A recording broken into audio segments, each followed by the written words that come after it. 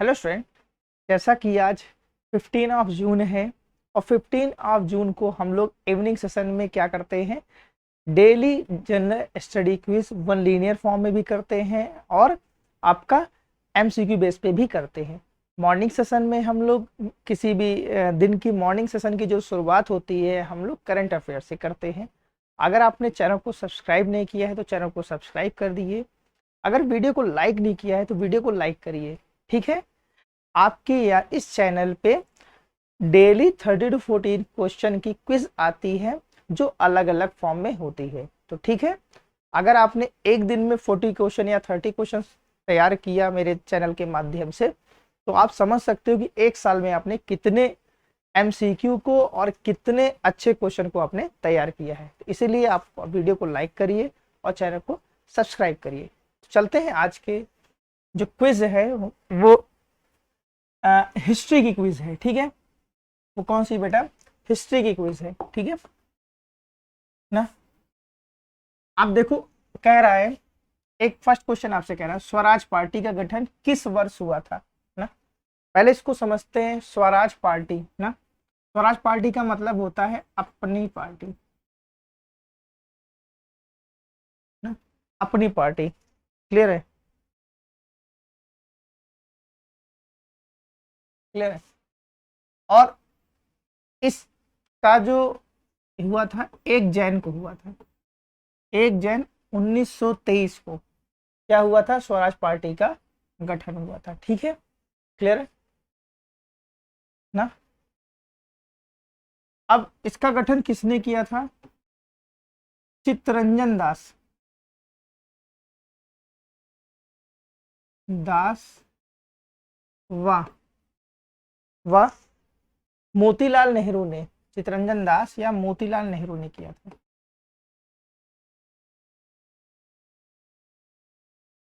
ठीक है, चित्तरंजन दास या मोतीलाल नेहरू ने किया था।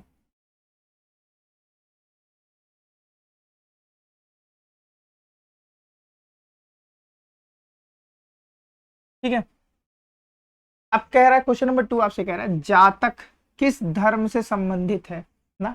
एक कह रहा है हिंदू धर्म से, बी कह रहा है जैन धर्म से, सी कह रहा है बौद्ध धर्म से, डी कह रहा है यहूदी धर्म से ना। डी कह रहा है यहूदी धर्म से। तो जातक जो है ना वो बौद्ध धर्म से रिलेटेड है। इसमें जो है भगवान बुद्ध के पुनर्जन्मों के ना, पुनर्जन्म की कथाओं का वर्णन इसमें है। किसमें? जातक में। ठीक है, ठीक। क्वेश्चन नंबर 3 आपसे कह रहा है चालुक्य वंश एक शास्त्रीय भारतीय शाही राजवंश था जिसने 6ठी और 12वीं शताब्दी के बीच दक्षिण और मध्य भारत के बड़े हिस्सों पर शासन किया था। तो चालुक्य वंश का सबसे प्रसिद्ध शासक कौन था ना। एक कह रहा है पुलकेशिन सेकेंड ना, बी कह रहा है पुलकेशिन फर्स्ट, सी कह रहा है आदित्य वर्मन, डी कह रहा है कीर्ति वर्मन फर्स्ट ना। डी कह रहा है कीर्ति वर्मन फर्स्ट ना। तो पुलकेश्वर सेकेंड बेटा इसका क्या है? Right answer. पुलकेश्वर और हर्षवर्धन के बीच में एक बार क्या हुआ था, नर्मदा नदी के तट पर क्या हुआ था, इसका युद्ध हुआ था जिसमें हर्षवर्धन क्या हो गए थे, हार गए थे। तो पुलकेश्वर जो था, पुलकेश्वर जो सेकंड था ये बहुत ही फेमस था। ठीक है, चालुक्य वंश का।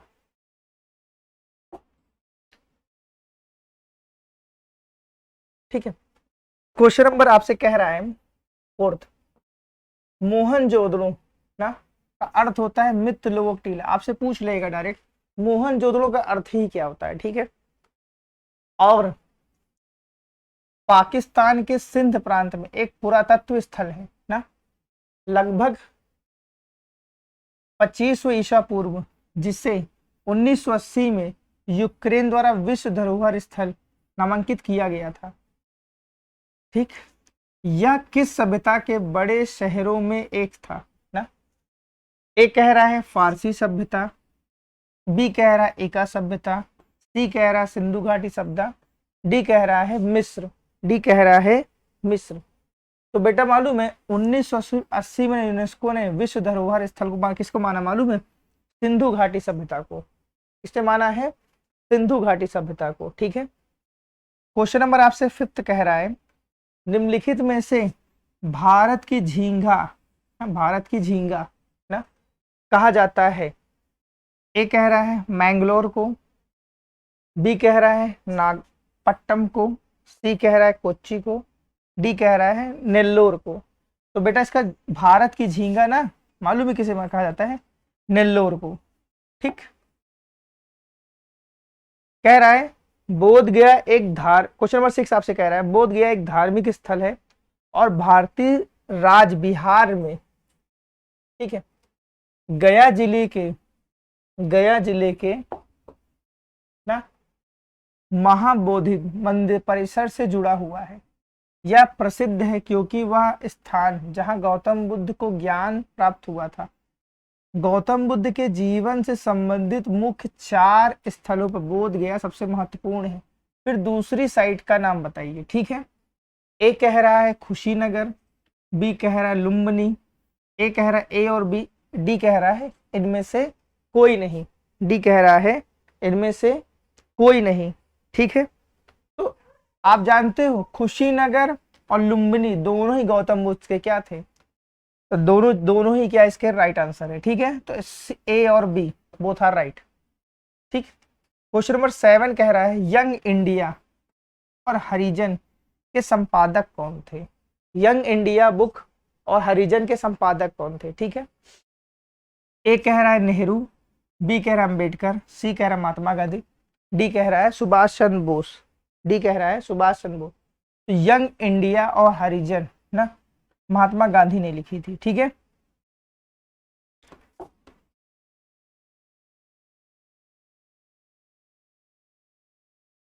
क्वेश्चन नंबर 8 आपसे कह रहा है नंदवंश परिवार जिसे मगध पर शासन किया उत्तरी भारत में 343 से 321 ईसा पूर्व मौर्यों के वंश से पहले नंदा राजवंश था। अंतिम नंद शासक का नाम क्या था। ठीक है, एक कह रहा है गोविशा कांड, बी कह रहा है पंडुगति, डी कह रहा है घनानंद, डी कह रहा है कैवर्त, डी कह रहा है कैवर्त ना। तो जो इसका राइट आंसर है, इसका राइट आंसर है क्या, घनानंद। ठीक है,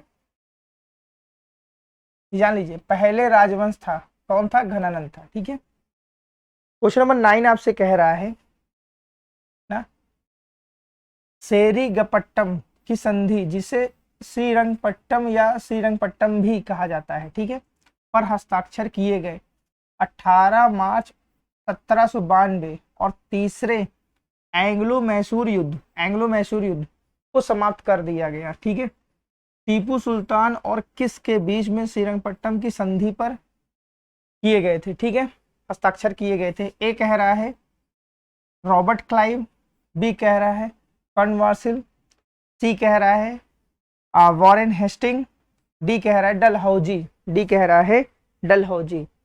तो मैं आपको इसका बताना, श्रीरंगपट्टम की जो संधि हुई थी ना वो टीपू सुल्तान और बी कॉर्नवालिस के बीच में हुई थी। ठीक है, कॉर्नवालिस के बीच में हुई थी। क्वेश्चन नंबर 10 जो है कह रहा है निम्नलिखित में से किससे तीनों गोलमेज सम्मेलन में भाग लिया था ना।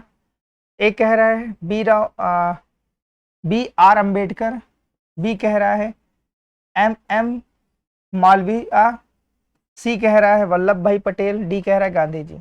तो तीनों सम्मेलन गोलमेज सम्मेलन में ना क्या कर दिया था, डॉक्टर भीमराव अम्बेडकर ने क्या किया था, शामिल हुए थे। जब अंग्रेजों को ये लगने लगा कि अब मेरा शासन बहुत टाइम तक ना क्या होने वाला है, बहुत टाइम तक इंडिया पे नहीं हो पाएगा, तो यहाँ पे क्या किया गया था, सम्मेलन किया था जो बहुत फेमस हुआ था, गोलमेज सम्मेलन। आज भी देखते होगे जब मीटिंग होती होगी ना, तो मीटिंग कब होती है, देखो एक गोलमेज टाइप का होता है कि नहीं, तो वैसा ही एक गोलमेज सम्मेलन हुआ था। ठीक है, कहाँ हुआ था, लंदन में हुआ था। ठीक है, क्लियर। आई होप आपको वीडियो अच्छा लगा होगा, तो वीडियो को लाइक करिए, चैनल को सब्सक्राइब करिए। थैंक